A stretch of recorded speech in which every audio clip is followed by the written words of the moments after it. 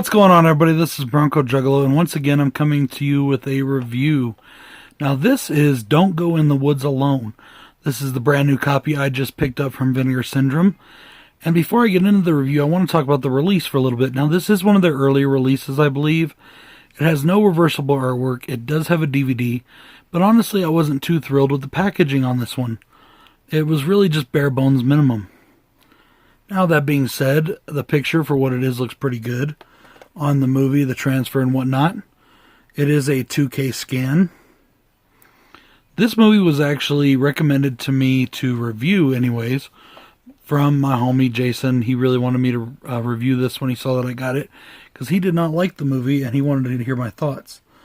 Now this, as I said, is 1981, directed by James Brand, starring Jack McClellan as Peter and Tom Drury as our maniac. Campers and hikers on a mountaintop are hunted by a deranged killer.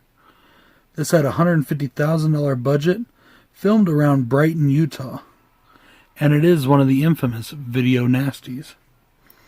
AC/DC's Brian Johnson has a cameo in it. I'm just kidding.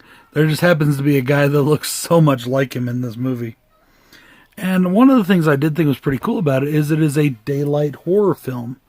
Now, we have that in movies like Midsommar, but it's not very, prevalent. Most horror films, yes, they have daytime scenes, but most of them, the horror stuff takes place at night. This one, it all takes place during the day. Well, with the exception of one or two scenes, there are a couple night kills.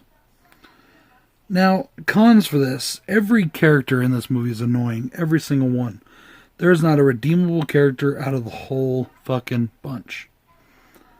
Random characters just come out of nowhere just to be killed. Now that could be a pro because the kills are fun, but it feels like it's so disjointed. This movie, you feel all the time that it's jumping around. You're like, wait, how did we go from there to here? How did we get here? How did the killer get here from there? It made no sense in a lot of the directing. The directing is not good in this movie. I'm sorry, Mr. Brand, but you are not a good director, at least as far as this movie goes.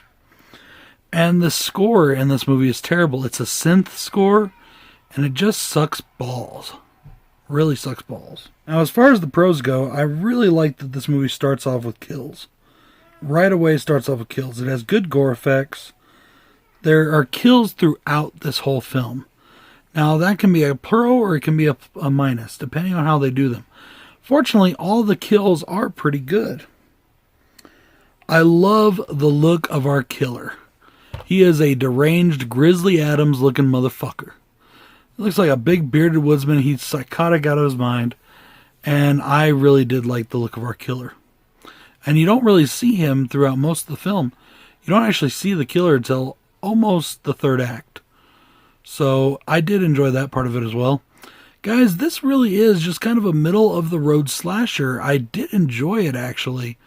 If you just sit there, completely turn off your brain, even your horror brain, turn that off too, and just enjoy it for what it is, which is a bunch of random kills on a mountain. Just enjoy it for that, and just let it go at that. Because if you try to think about this in terms of story, it has none. It will disappoint you. You will be frustrated. Just don't do it. Just enjoy the carnage and let it go. Guys, that's it for my review of Don't Go in the Woods Alone.